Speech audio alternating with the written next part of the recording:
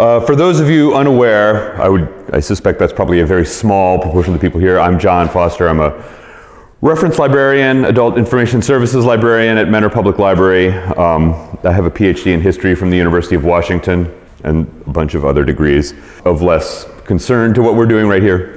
And every year for the last few years, I've done a sort of series of lectures on various topics. I usually, I pick these lecture topics to do something that's responsive to people's interests, but also a lot of times I do it because it relates to books that I want to have an excuse to read, and this was I have to admit that part of my motivation for this was that. So this year is going to be the origins of the US Constitution, and I'm doing it in a little bit of a weird way. So what I want to do is sort of talk about the sort of ideas that go into the US Constitution. So there's going to be 4 lectures in the series. The first one is on the English Civil War. The second one is going to be on the Constitutional Convention of 1787. The third one is going to be on the Federalist Papers, the series of newspaper articles written by Alexander Hamilton, a couple of other guys, John Jay, to sort of promote ratification of the Constitution. And then the fourth one is going to be the Civil War amendments, 13, 14, and 15. I'm going to do a sort of team talk with Todd Arrington from the Garfield House, who knows a flat ton about that era of American history. And also, I have to run the programs that he does at Mentor, and he's just depressingly good. It's like, I always feel like kind of insufficient whenever I see Todd Arrington do a talk. It's just like, he's so well organized and he has so much stuff. Anyway, I'm going to stop singing his praises, but so we're going to do a team talk on that. So today is going to be, we're going to talk about the English Civil War, and this is not really going to be so much about like the war part of the war, and here's the reason why. Why I think that this is interesting is that the English Civil War was a moment at which a lot of ideas that went into determining what the US Constitution was going to be about and determining what the American Revolution was going to be about were sort of birthed in this period. I mean, the war itself, the English Civil War, really gets going in 1642. It finishes pretty conclusively in 1649 when they execute Charles I. That pretty much draws a line under the period, if you will. So the reason I think that this is an interesting topic and a useful topic to talk about is that there's a sort of a transformation that goes on in European civilization in what is often referred to as the West, although that's a concept that has some problems, or starting in the 16th century, in the 1500s, that really caused a fundamental transformation in the sort of way that Europe thought about itself and the way that Europeans thought about themselves, until we get to the point of the mid-17th century, at which point, to quote the title of Christopher Hill's seminal book on this topic, the world turned upside down. So it's important to remember that what's going on in England at this time is not the only place that this is happening. We'll talk a little bit more about this, but it's worth remembering that on the continent, 30 Years' War is happening between 1618 and 1648, finally gets sort of resolved with the Treaty of Westphalia in 1648, which is a truly horrific war. If you're interested in a sort of worm's eye view of what was going on in the 30 Years' War, they've translated, a long time ago, Ulrich von Hutten's Simplicissimus, which is a sort of story. It's a little bit like Voltaire's Candide, but set in the 30 Years' War, and it's meant to sort of illustrate how fundamentally horrible, but also blackly funny the Civil War, the 30 Years' War was. But the 30 Years' War cracks on for literally 30 years and depopulates large portions of Germany. And so that's going on at the same time as this. The point that we're going to make here is that the US Constitution is full of ideas that get developed during the English Civil War. Now, at the end of the English Civil War, you get a decade or so of Cromwell's protectorate, and then you get James II coming back, like the return of the Stuart family. So, which is not exactly a return to the status quo ante, but is kind of blocks off development in the direction that would take us to where we get to with the Constitution of 1787. But nonetheless, these ideas are still kind of percolating, and I'll talk a little about that as well. The roots of the Civil War. This is the moment at which Martin Luther, this is a representation of Martin Luther hammering his 98 Theses on the wall, or on the door of the cathedral in Wittenberg. Wittenberg was a sort of a university town. Luther was a monk, and he had become very upset about the Catholic Church and the way the Catholic Church was running itself, especially with the propensity the church had to sell positions and as well to offer what were called indulgences. Indulgences were, so according to the Catholic way of looking at things, if you were really bad, you got eternal damnation after you died. If you were sort of bad, or not even very bad, you would get purgatory for some amount of time, and then you would graduate to the better place. But according to the sort of doctrine on which indulgences were sold, basically you could give money as soon as coin and coffer rings, a soul from purgatory springs. You could buy your relatives out of purgatory. And the reason the church did it was, or one reason that they had been doing it was, that they needed money to a great extent because they were prosecuting wars, crusades in the Holy Land, trying to sort of retake the Eastern Mediterranean from sort of the Turks and the spread of the Muslim political organizations coming from the East. So, but Luther thought this was a terrible idea. Luther was a very interesting guy. He was kind of dyspeptic. He was notorious for being kind of constipated. And it's probable that he actually didn't do this. It's probable that he actually did not nail these theses on the door. But what he did do was send a letter explaining this to the local Catholic hierarchy. And this was an incredibly dangerous thing to do in the mid-16th century.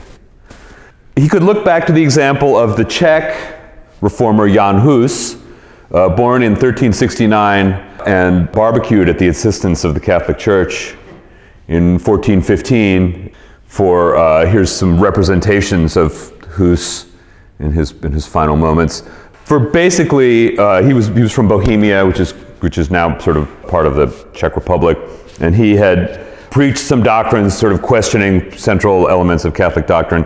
And he was not alone, but he was just sort of one of the more sort of well-known people who got burned at the stake. And if you came out against Catholic doctrine, this was likely to, one of the things likely to happen to you. I put this on here just because this is one of my favorite quotes from the French essayist Michel de Montaigne. It is setting a high value upon our opinions to roast men alive on account of them. And I think that's a pretty legitimate sentiment.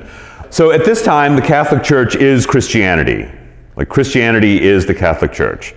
It's sort of scripturally based on Christ's sort of, Christ says, "Thou art Peter, on this rock I will build my church, and whatever you loose on earth shall be loosed in heaven, whatever you bind on earth shall be bound in heaven." My father, who was Jesuit educated, liked to joke that when Peter got to Rome, he loosed a lot more than he bound, because they crucified him upside down. But the idea is that there's kind of what's called apostolic succession, that the Catholic Church has the sort of sanction from God through Jesus Christ. And now, so if you come out against their view of what Christianity is all about, they're going to take some very stern steps to make sure that doesn't get around. You get in the mid-16th century too, there becomes increasingly a connection between religion and politics. Let me just explain to you, if you take nothing else away from this series of lectures, it's that you have to be very careful when you mix religion and politics. It generally has a bad effect on both ends of the equation. In the 16th century, 1525, there's a major revolt of peasants, central Germany and Thuringia. It gets associated with a bunch of Anabaptist preachers, not the least of whom, or the most prominent of whom, is a fellow named Thomas Müntzer, who is eventually, when the rebellion is put down, tortured, forced to recant, and then tortured to death. For once again, Müntzer held the view, he may have held sort of communistic views, but he definitely held the view that marriage was overrated, and that it was okay to sort of share people's wives around, which was a very unpopular sentiment from the Catholics' perspective, and from many other people's perspective, I should think.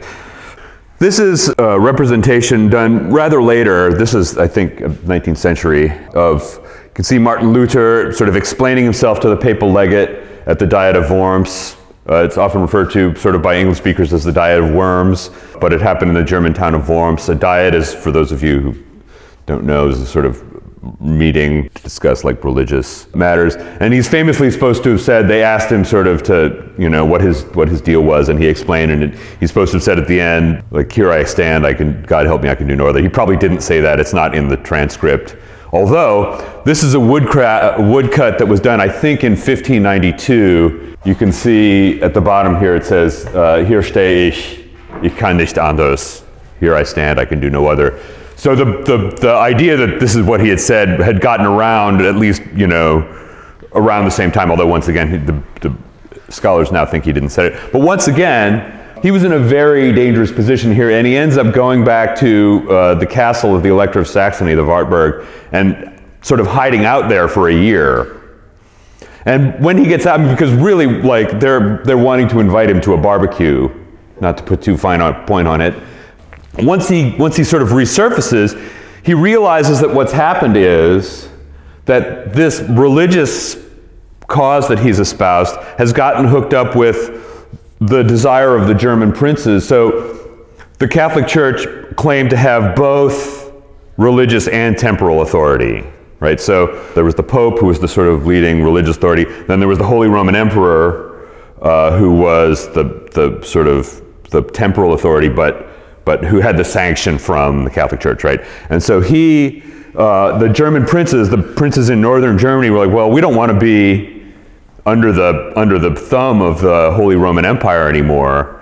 So what's a good way to sort of promote this cause? Well, it's that the Catholic Church is messed up, right? So the two things get worked out together. And what you get as a result is a very intense period of low-level warfare, then leading to open warfare after 1618, when various states try to disengage themselves from the political structure of the Catholic Church.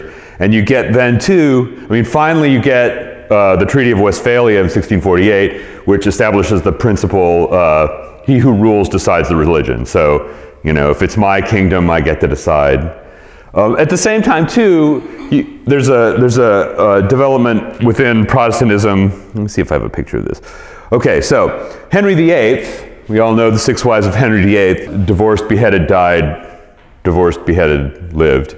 Henry VIII had his own problem, which was he couldn't get a male heir generated, and this was really bumming him out because the situation of a female trying to assume the kingship of England was very iffy. And so he wanted a male heir, and so he didn't get one from Catherine of Aragon, so he divorced her, and Catherine of Aragon, who's a very passionately Catholic woman, was just shocked by this. She's like, what do you mean you don't want to be married to me anymore?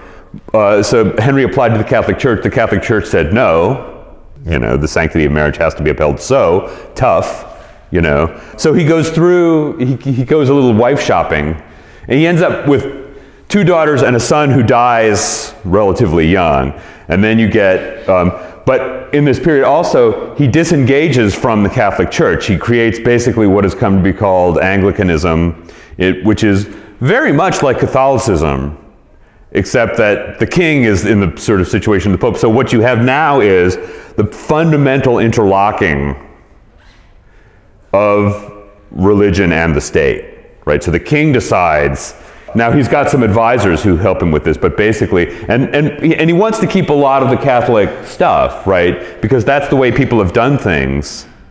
And we have to remember too, that by and large still, the Bible has not been translated into vernacular languages. So one of the things about Catholicism is the Mass is still in Latin, and you know, it was up into the 20th century in a lot of places. But so very few people know Latin. Right, so like if we want to know what's in the Bible, what do? Well, we just go to any library or like practically anywhere else and you pick up a Bible and you can just read what's in there, right? But you couldn't do this in most of Europe because most people didn't know Latin, even the monks, even the guys who were doing the preaching a lot of times didn't really understand it that well. So If I'm sermonizing to you or like talking about a Bible passage, you just got to take my word for it that that's what's in there. And this is a big problem. People get very upset about this. But Henry doesn't want to change most of that stuff, right? Because he still wants the church to be part of the kind of thing that holds his realm together, right? So there are these forces that hold political orders together, and religion is one of them. Catholicism, Christianity, at least as it's thought of at this time, right, is a very top-down, there's a very like pronounced and easily understandable like structure of authority, right? There's God, there's the Trinity.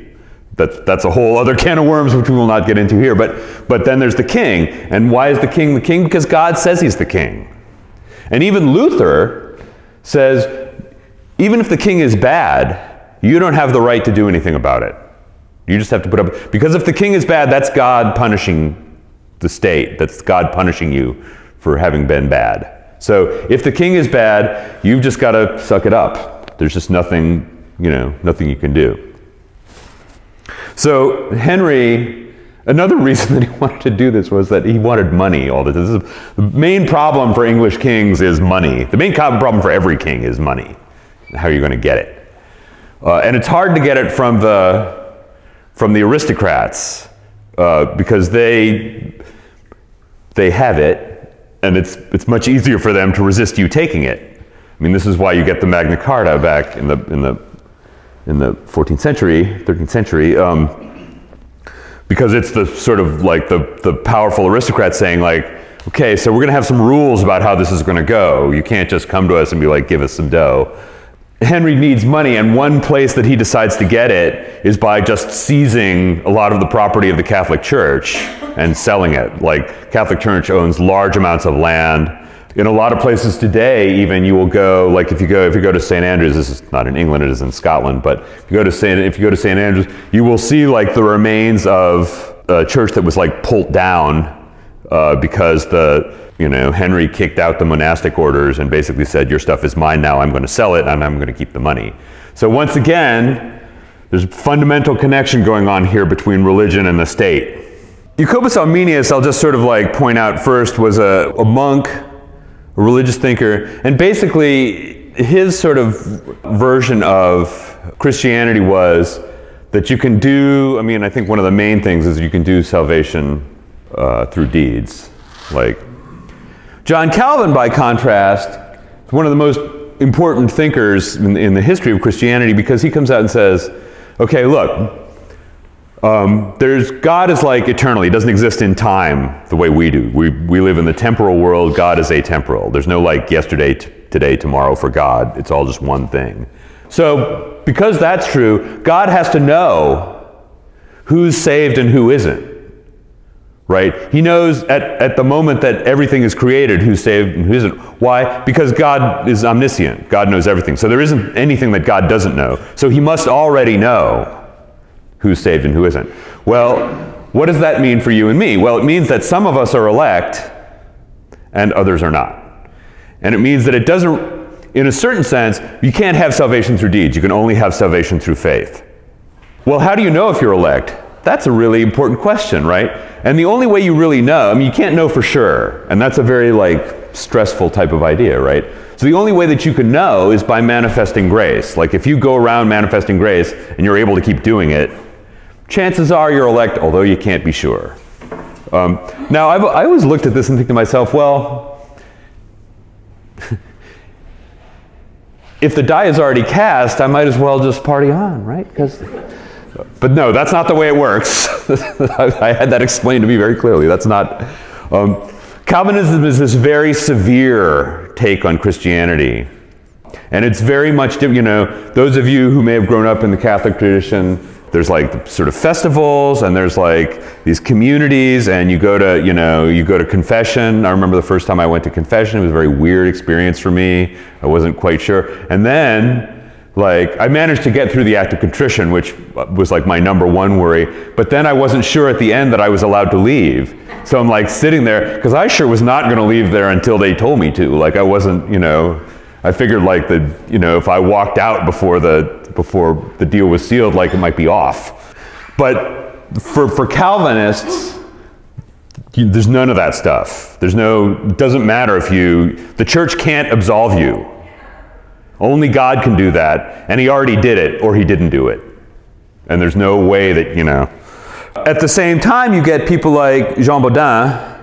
He's a French thinker, 16th century thinker, and Baudin's idea is, like, what is sovereignty? Like, what's the basis of political authority? And of course, for Baudin, in his 6 books on the Republic, he says, and by here we mean republic, we mean like the public thing. It's not like republic in the sense of like we have a republic or what have you. But his idea is that, he's the sort of predominant thinker of divine right of kings, of kingly absolutism. Why is the king the king? Because God says so. Like, do you have a problem with that? Well, refer to premise 1. Like, God says the king is the king. So here we are in London in the 17th century. London is very small. There's St. James's Square, where one of the royal palaces is. There's the Tower of London kind of at the other end. St. George's Fields, the sort of area south of the river. It's a very small place. Everyone kind of knows each other. This is a sort of interesting thing about what ends up happening. It's all in a very a lot of it is in a very compressed space, which those of you who have read about the French Revolution will sort of recognize once again. Like, Paris is another very confined space, and a lot of things happen there that have influence far out in the country. So this is Charles I. This is his father, James I, who was James VI of Scotland before Queen Elizabeth dies. He gets brought in. He's a very interesting guy. He decides that he's going to sort of solve the religious problems of the state. So he has these kind of like meetings with religious thinkers or whatever, and they debate the scriptures. But he's a very earthy man, and you'll hear me say a couple of fairly salty things here, and I'm just sort of quoting what people say. But at one point he was like, someone was making an argument that he thought was really didn't hold water, and he apparently said a turd for that argument. He was a very intense guy. He was also probably, and I say this not to disparage him as a human being, a homosexual, he had a sort of running relationship with this fellow Robert Carr, who was a young nobleman. And then, after Carr sort of fell out of favor with another gentleman named George Villiers, who eventually became the Duke of Buckingham. This is Henry, the Prince of Wales, James's eldest son. And Henry remarked to a friend at one point when he saw his father sort of hanging around with Robert Carr, "Were I to become king, I would not leave one member of that family to piss against a wall."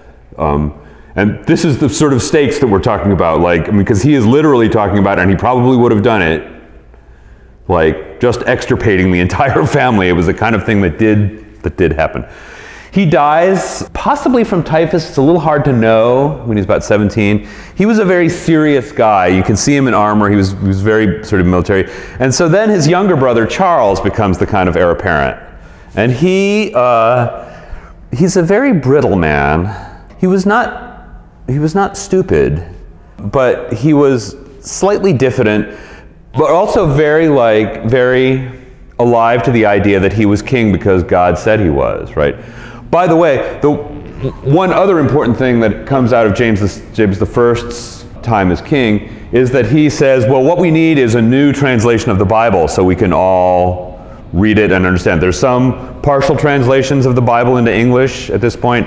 There's a German Bible that's been around since the middle of the 16th century. It's printed by Gutenberg. At this time too, there's like printing presses around now, and you have a more literate culture. And if you have a printing press, you have a lot of power, right? Because you can convey ideas, so you say you print a broadsheet, okay, like maybe only 10% of people around can read. But what that means is somebody will like take it into a pub and read it to everybody who's sitting there, and then they might sit there and discuss it.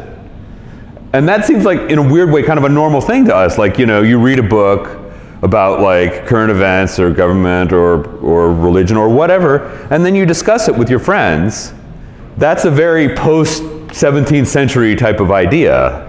I mean, in the 17th century, there's very rigorous controls on the press. In fact, John Milton who would later write Paradise Lost, the sort of the national epic of Great Britain, wrote a book, sort of long pamphlet in the 1640s called Areopagitica, in which he said, if you destroy a good book, you destroy thought. Like, he was really, he was a very convinced Puritan, and he really thought that people ought to have the right to write and read what they wanted to, for religious reasons, right? Because the number one thing is, and this will come up a lot, we don't know really what the will of God is, right? We have some clues, he gives us the Bible, but God's actual whatever is unknowable to us because we're human, and we're like tiny things sort of scrabbling around, and he's like way far above. So as a result, if I go out to you and say, well, you have to believe this way,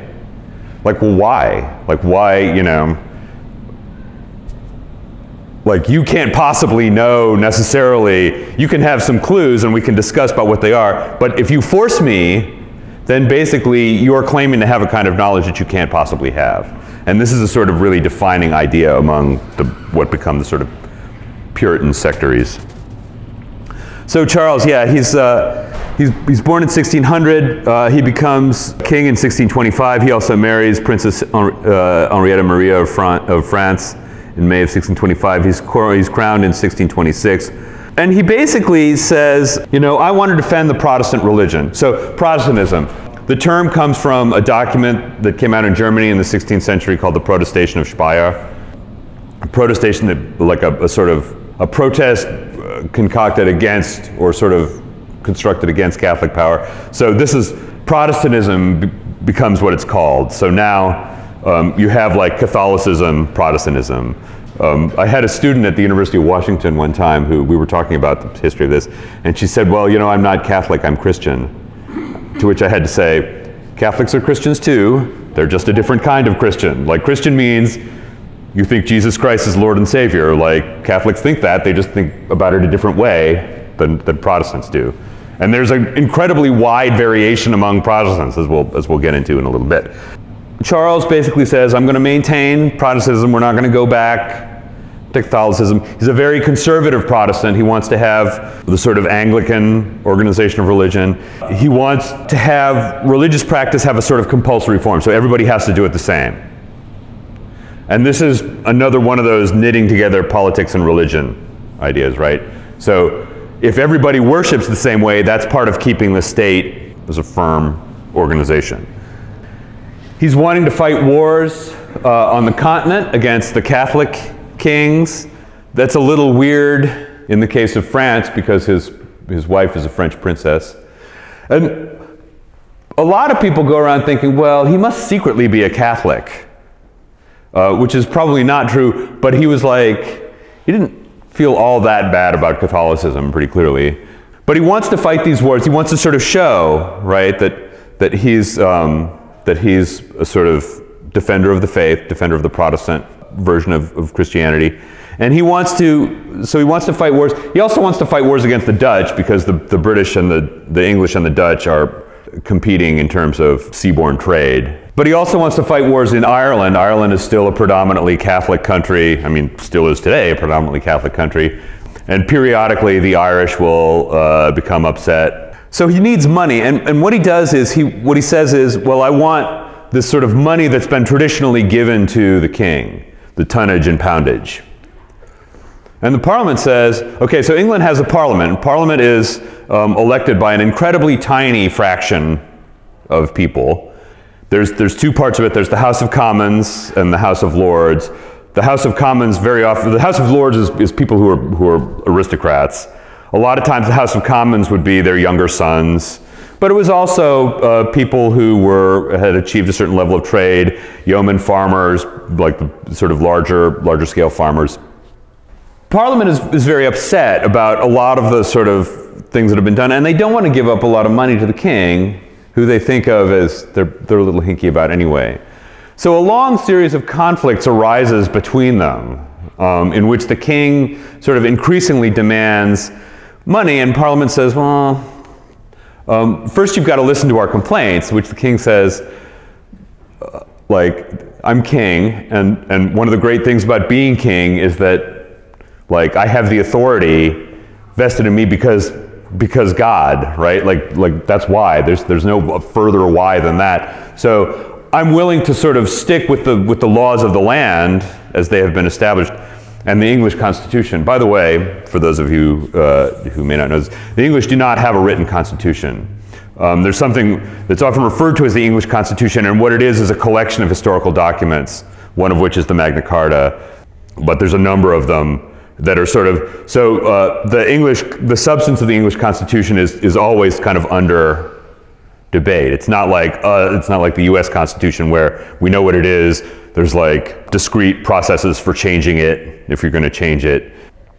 So there's a kind of a space, if you will, in which there's a kind of, for negotiation about what the rules actually are. Also, Charles wants what's called ship money.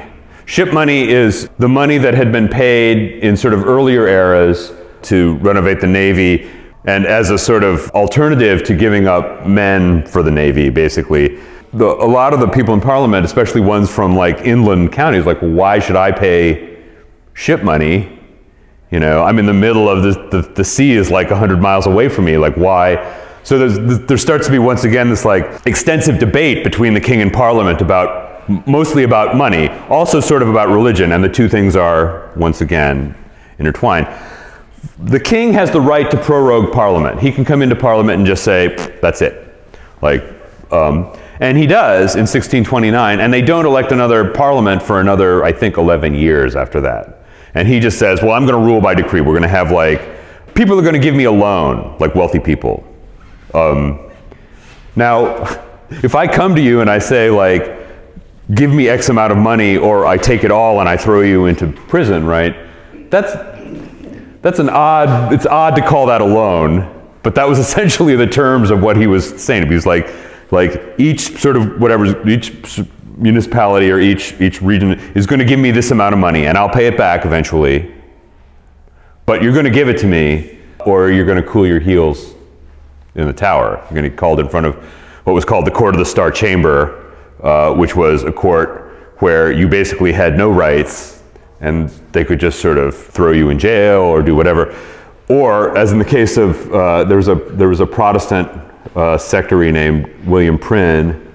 He and two other guys published a number of documents that annoyed the king, and so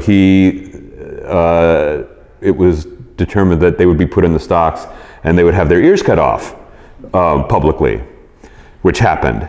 And then several years later, Prynne, who just couldn't leave it alone, ran afoul again, and he and a couple of other guys were sentenced to be put in the stocks, and he had his ears, he had this, like what was left of his ears, cut off again to sort of make the point. But if this happened to you, you had no real recourse, right? It's not like you have the right to remain silent. You have a right to an attorney. Like, we kind of joke about those things, but that's, you know, the Miranda warning is it's an important thing, because like, if you don't have a right to an attorney, if you don't have a right to remain silent, you're essentially enslaved in a certain important sense. Not enslaved in the way that as human chattels were, you know, like African slavery, but those rights are important for your sanctity as a human being. Like, if you don't have those rights, and like this political organization is a perfect example of the kind of thing that happens when people don't have those rights and protections. Eventually, by 1642, things come to such a pass that the king is worried that he's going to be killed by the mob if he stays in London, so he goes out to Hampton Court, which is outside of London, and never comes back to London again except as a prisoner in 1648. And both sides start arming at this point. I think it was Ralph Verney, like one of the sort of contemporary writers was like, I think the only thing that can excuse us is to say that this must have been like a general lunacy that affected us all. Like, people were kind of watching the kind of dynamic rise and rise, and they just couldn't believe that it was happening. But at a certain point, the king was very adamant, I have these rights, people are going to respect them. And the parliamentary side was like, well, if we don't press this to the end, we're all going to get executed, right? There was a real feeling among the parliamentary side that if they didn't achieve a kind of resolution of the political problem, that they were all going to get the, you know, up the long ladder and down the short rope. Or worse. I mean, one of the things that could happen to you was drawing and quartering. They would hang you till you were nearly dead, and then they would cut you into bits while you were still alive. I mean, this is a period where political order has to be kind of inscribed in people's bodies, right? So someone has disturbed the political order. The way to fix it is by like destroying their body. It can't just be killing them. It can't just be putting them in jail. The Civil War, the king was mostly sort of powerful up in the north and west. It goes on for a long time, and there's a number of like inconclusive but extremely bloody engagements. And then finally there arises in the parliamentary side a fellow named Oliver Cromwell. Oliver Cromwell was from the sort of East Anglian squirearchy. He was from Huntingdon, which is over in this part in East Anglia. He was very passionately religious. But by this time, the Protestant side has kind of divided too. So the king has a further enemy, which is the Scots. The Scots have become very Presbyterian. So that's a different structure of church structure. It's a different church structure. You don't have bishops anymore. Bishops are bad. What you have is presbyters. And there's a big argument, by the way, about what constitutes a church at this point. Like, we all kind of think we know, like, you know, you're a Methodist, or you're an Episcopalian, or you're a Baptist, or what have you, you're a Catholic, or what is it, or what have you. But there was a certain school of thought that said, well, a church is any group of people who gather to worship. That's a very powerful idea, right? Because, and this illustrates a kind of change in thinking, right? Because now, if the idea is that each soul is equally proximate to God, right? That has some like very pronounced consequences for political authority, because and people reading the Bible start to think this, like, why? Well, why should we have a king? God doesn't say there should be kings. They note in the Bible that there are, but God doesn't come out and say that there should be kings. And a lot of people sort of say, well, that has real consequences in the real world. So. But what you get there's one very strong faction of Presbyterians. They develop a very strong faction in Parliament, and their idea is, Charles I was right that there ought to be a compulsory universal religious practice. He was just wrong about what it was. And that's the sort of Presbyterian line. And then there are what are called the independents, or the separates. And the independents say, well, why do we need presbyters? Why do we need any of this stuff? So while this sort of debate is going on, Oliver Cromwell becomes prominent in the army, and he decides he's going to recruit his own army, which he calls the New Model Army. New model is like newfangled, the new kind of army. And he recruits, he doesn't just take anybody. He only takes people who he thinks have the right character. If you swear in the New Model Army, you get fined. If you get drunk in the New Model Army, you get some time in the stocks. Like, hung up like this, having people come by and tell you what a jerk you are. And what he wants is to create a sort of army of the living God that will not just be people out there doing battle, but people who are sort of imbued with the idea what they're doing is promoting this political religious cause. It's not just, you know, like the sort of people came around and said that everybody in the town between like 16 and 40 had to be in the army now. Like, these people are selected, and they turn out to be very effective. They're very effective troops. They're not like drunk all the time. That's a big problem with soldiers. Somewhat less so now, although it hasn't certainly been extirpated as a problem. But they're very well disciplined, even when Parliament doesn't pay them.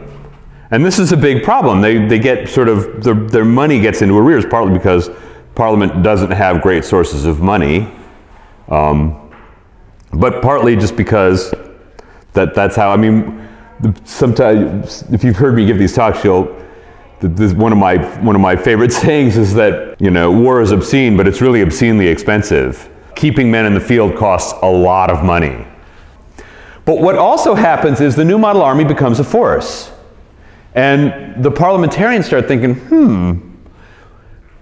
what if these guys decide that they want to decide, you know, that they're going to be the ones who are going to make the decisions about how the state is going to be ordered? And they get very nervous about this.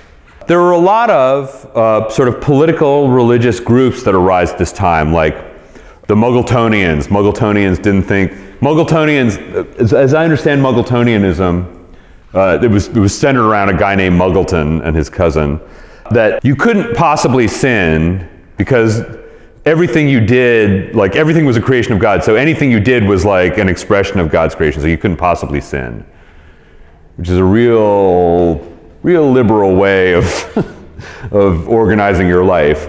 And then there were Fifth Monarchy men who thought that, you know, the rule of the saints was coming like imminently. There were Quakers. Quakers were super unpopular at this time because Quakers, A, would not take their hats off to their social betters, and B, Quakers would show up at other people's services, and if they heard something they disagreed with, when I first read about this,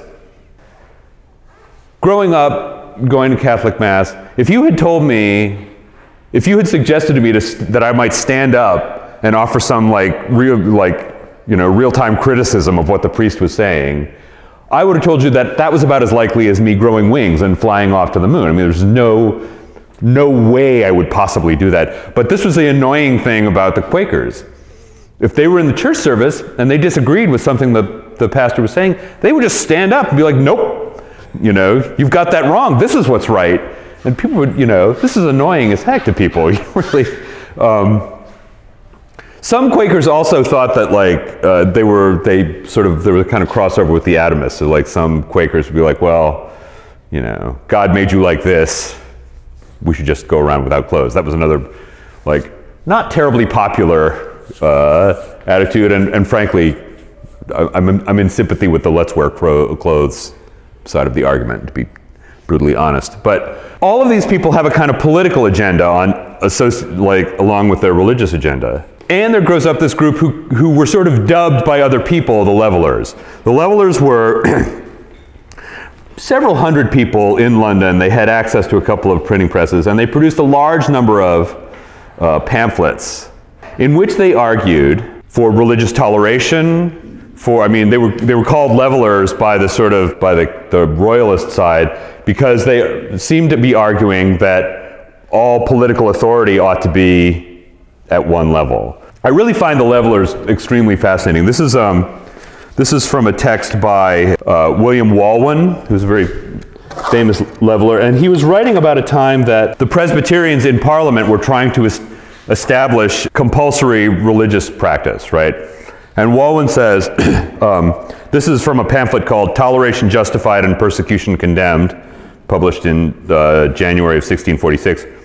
When I call to mind the general oppression before the Parliament exercised upon good people conscientious in the practice of their religion, and that the presbyters did not only suffer much as any therein, but exclaimed and labored as much as any thereagainst, it is a wonder to me, now that yoke is removed and a blessed opportunity offered by Almighty God to the people and their Parliament to make every honest heart glad by allowing a just and contentful freedom to serve God without hypocrisy and according to the persuasion of conscience, that one sect among us, that is the presbyters that have been yoke fellows with us, should not rest satisfied with being free as their brethren, but become restless in their contrivances and endeavors till they become lords over us. The wonder is the same as it would have been had the Israelites, after the Egyptian bondage, become taskmasters in the land of Canaan to one another. But it is more in them who have been instructed by our Savior in that blessed rule of doing unto others what they would have others do unto themselves. The independents, that's i.e. the Levelers and the other sectaries who believe that you should just be able to worship however you want to. The independents, however, have diverse reasons for dissenting from the Presbyterian way, which they have given already. And though they have not concluded every particular of their own, but are still upon the search and inquiry, Yet it is seasonable, however, to move for toleration. For the ground of moving is not because they are independents, but because every man ought to be free in the worship of God. Compulsion being the way to increase not the number of converts, but the number of hypocrites. So this is like a very powerful statement. Like, look, the presbyters used to be in the same situation we are. When the royalists were in control, they were like yoked, they were oppressed as we are. But now they're in control, and for some reason they've decided that they want to become the sort of masters over how we're gonna worship.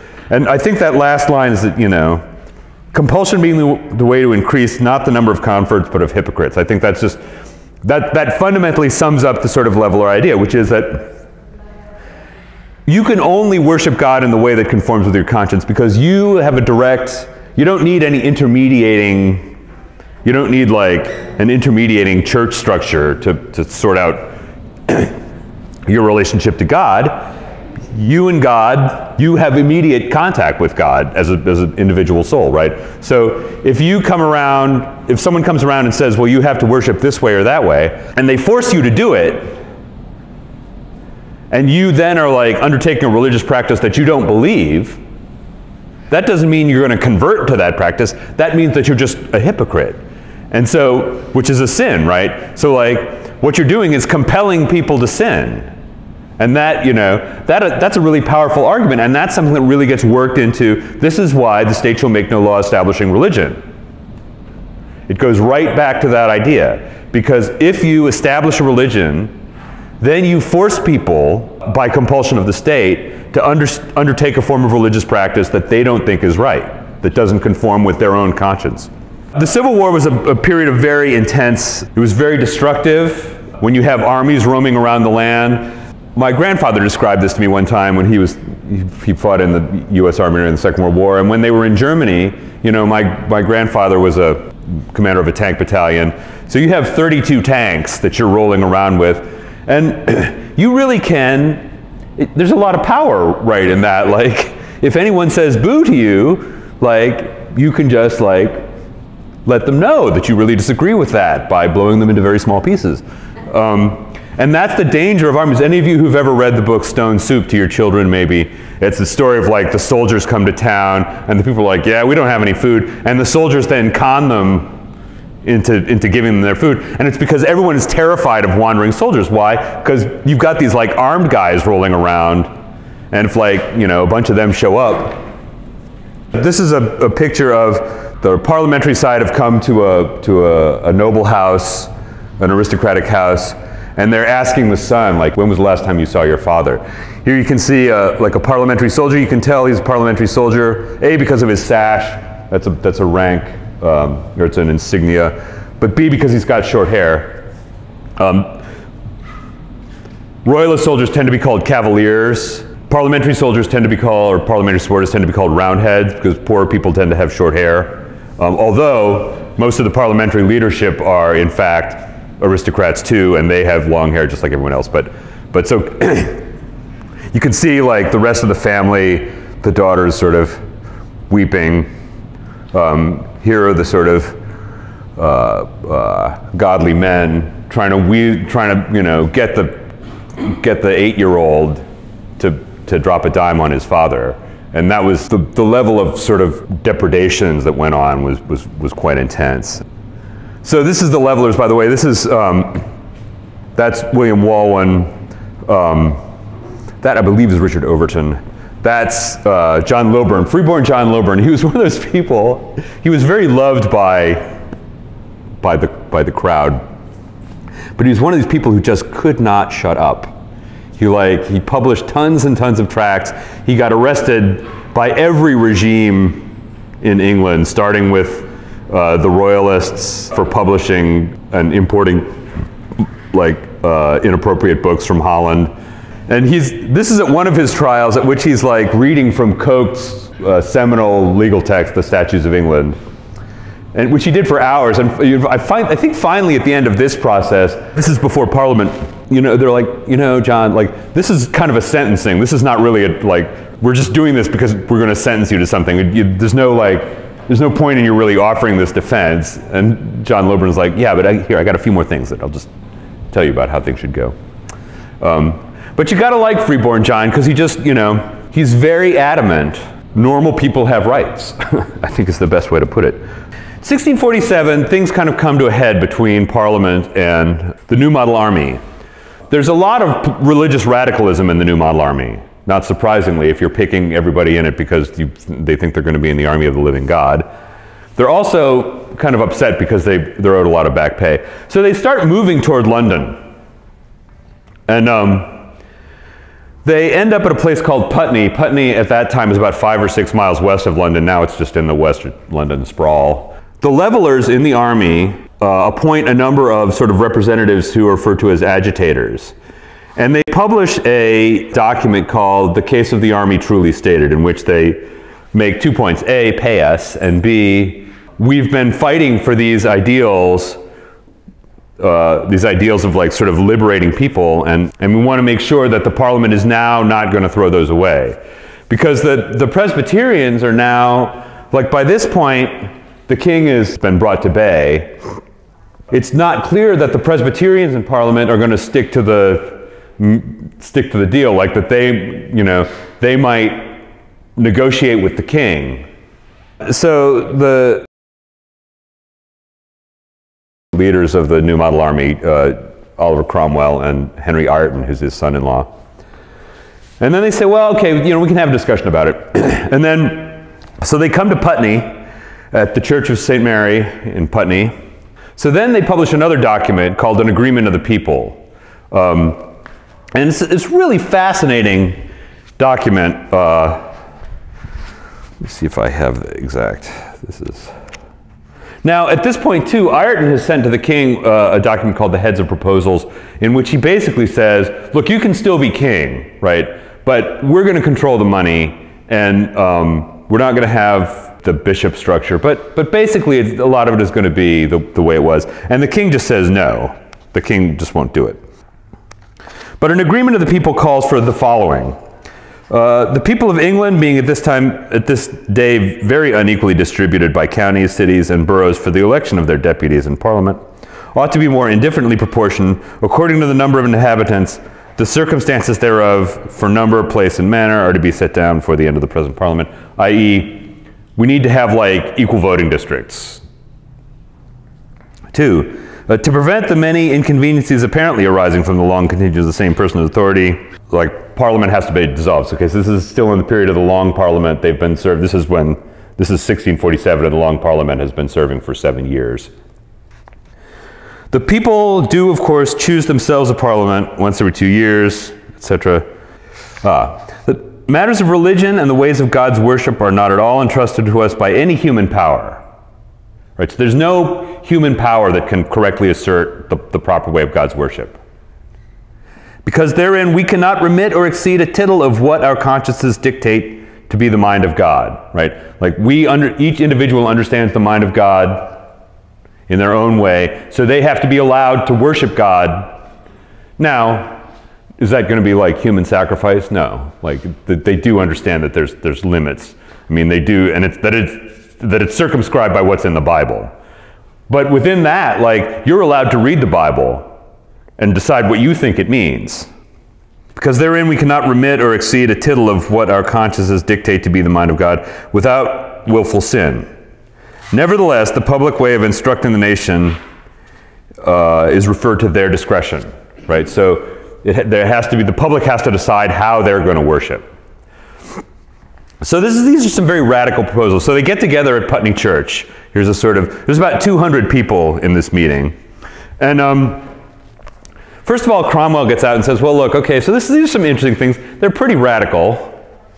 And you only gave them to us yesterday. So we need to think about this a little. On the second day, and this is, I think, one of the most compelling moments. So they're meeting, and Henry Ireton, Cromwell's son, says, basically, if we're going to have elections that are based on the electoral structure that existed around the time and before of William the Conqueror, I'm okay with that, right? And what he's basically saying is, although we said that the people should rule, we didn't mean you people. We meant the better sort of people, right? And he says this, and if it be intended that those that by the Constitution that was before the conquest, that had been beyond memory, such persons that have been before under the Constitution, the electors, should still be electors, I have no more to say against it. And then someone breaks in and says, in the time before the conquest and since the conquest, the greater part of the kingdom was in vassalage. So somebody breaks in and says, look, like, let's not, you know, it's not like that situation was all that great. Like, people, you know, people were dominated. And then you get this fellow, Colonel Thomas Rainsborough. He's a colonel of one of the infantry regiments. His father is a member of parliament and an admiral.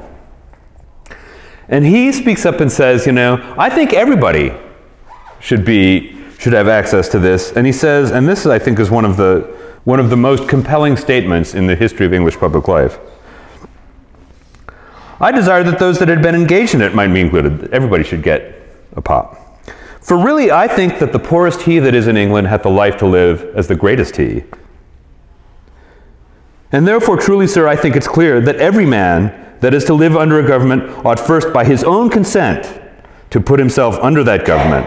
And I do think that the poorest man in England is not at all bound in a strict sense to that government that he has not had a voice to put himself under. This is a revolutionary sentiment. I mean, really, and it seems kind of normal to us, right? Because that's like, you know, we hold these truths to be self-evident that all men are created equal and they are endowed with their Creator with certain inalienable rights. Among these rights are life, liberty, and the pursuit of happiness. That's like, it's hard not to see the connection between those two things. But when he's saying that in 1647, that is a, you know, that is an electric moment to get out and say, and because not only is he saying it sort of to the leadership of the New Model Army, but he's, you know, in the middle of an army that can really put that kind of stuff into practice. So the debates go on for about 3 weeks. And finally, Cromwell says, you know, I think there's a lot of good ideas here. We have some other things to work out. And they eventually move into London. Cromwell becomes convinced that they have to get rid of the king. And he also becomes convinced that the Presbyterians in the House of Commons won't let them do it. So he stages what's referred to as Pride's Purge. There's a colonel named Pride, shows up at Parliament one morning with about 100 armed guys, and every parliamentarian comes in, he's got a list. He's like, you can go in, you can't, you're under arrest.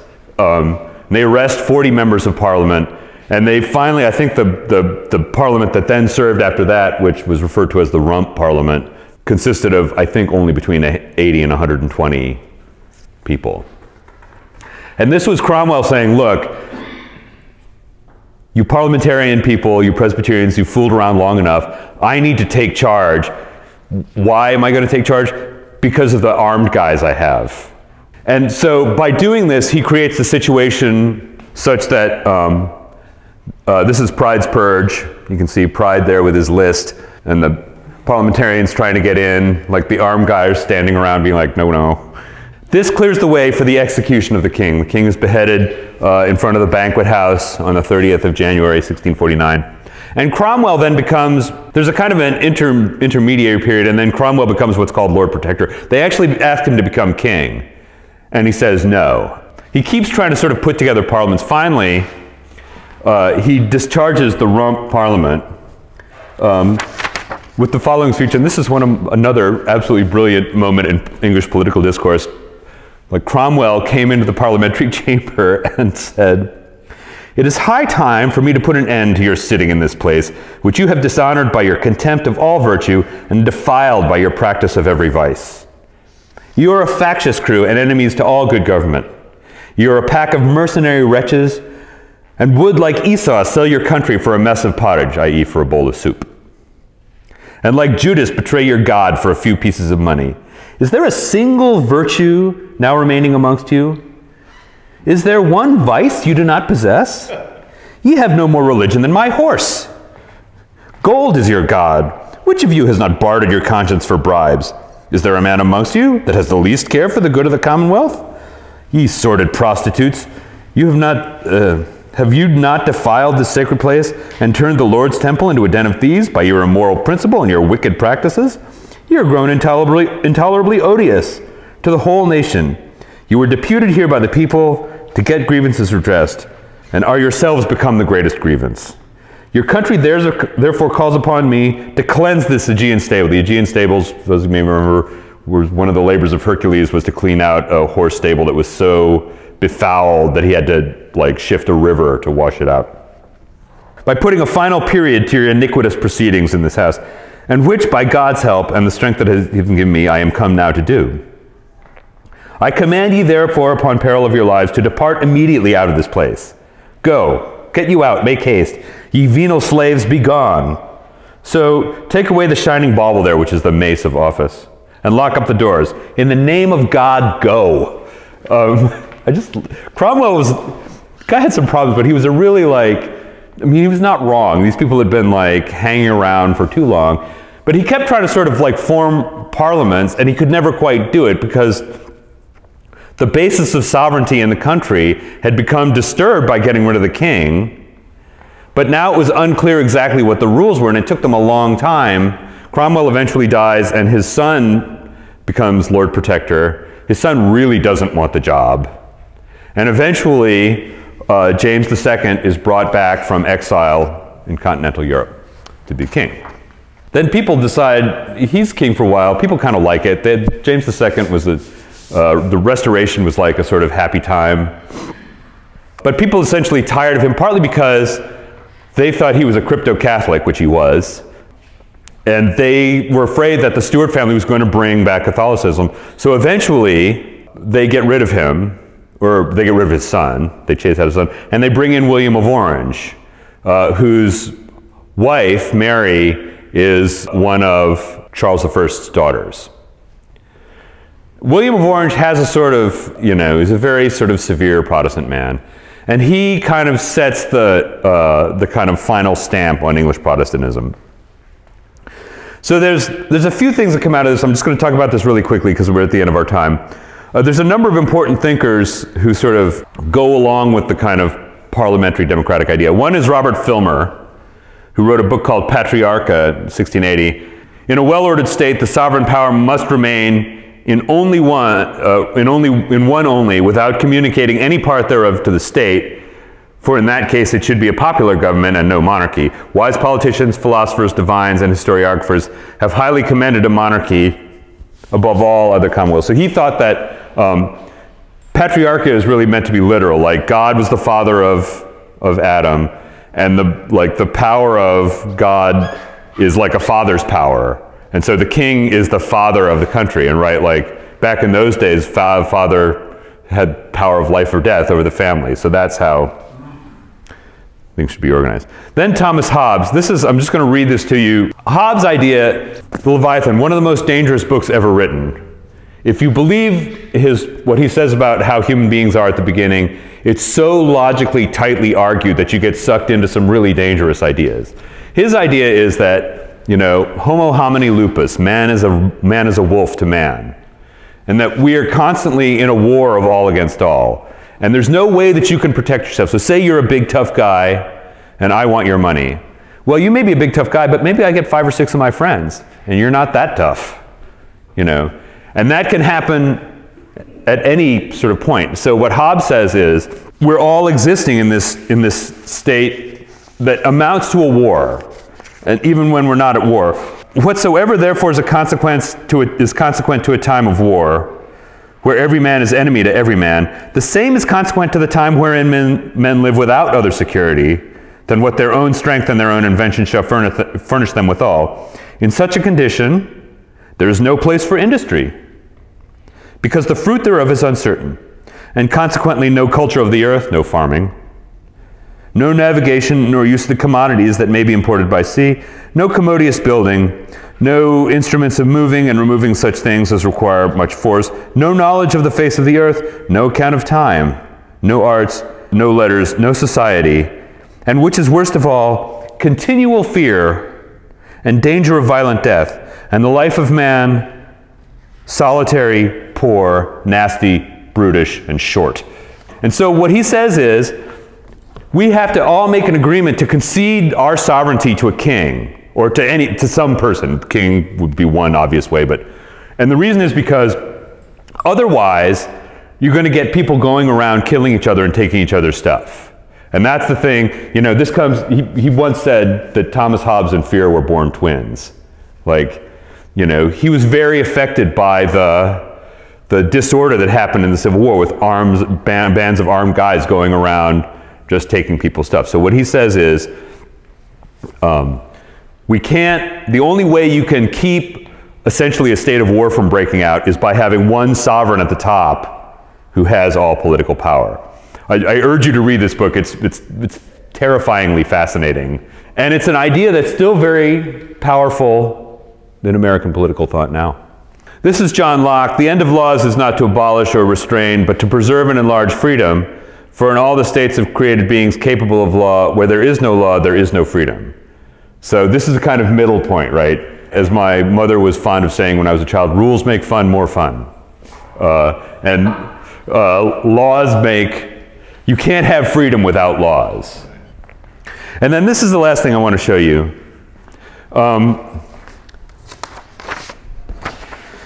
In 1685, a man named Richard Rumbold was executed. He was an old leveler. He had taken part in the Rye House plot in 1683, which sought to bring back the Jacobite pretender with like the Stuart family. He had taken part in the Argyle Rising of 1685, for which he was condemned to death. And from the scaffold, he said, "I may say this is a deluded generation, veiled with ignorance, that though popery and slavery be riding upon them, do not perceive it. Though I am sure there was no man born marked of God above another. For none comes into the world with a saddle on his back, neither any booted and spurred to ride him." So no one is born with authority. No one is born a subject. And why is this interesting? Because we find this line in the diaries of Thomas Jefferson. I'll just leave you with this. I find this really remarkable that there's this direct connection. Jefferson knows who these people are, right? And he knows why these ideas are important, you know, and Hamilton does too. The whole, like, what had gone on in 17th century England was very much in the heads of the founding generation, the founding fathers, so to speak, in the United States. And it's for this reason that next time when we start to look at the Constitutional Convention of 1787 and how we decide who has power and who gets to make what kind of decisions, a lot of the ideas that they have in the 1780s date back to these crazy times in the 1640s when people started to say, well, why is it that the king has power? You know, why is it that, you know, power doesn't reside in the king, power resides in the people. Like, the state is only the state because we say it is, because we give our assent as individuals who live in the state. And this is one of the founding decisive ideas, one of several decisive ideas that is taken over by the founding fathers and made fundamental and foundational parts of the Constitution that they end up constructing in 1787. So that's what I have. If you have questions, I have some time for that. If not, thank you so much for showing up on this cold and slightly snowy day.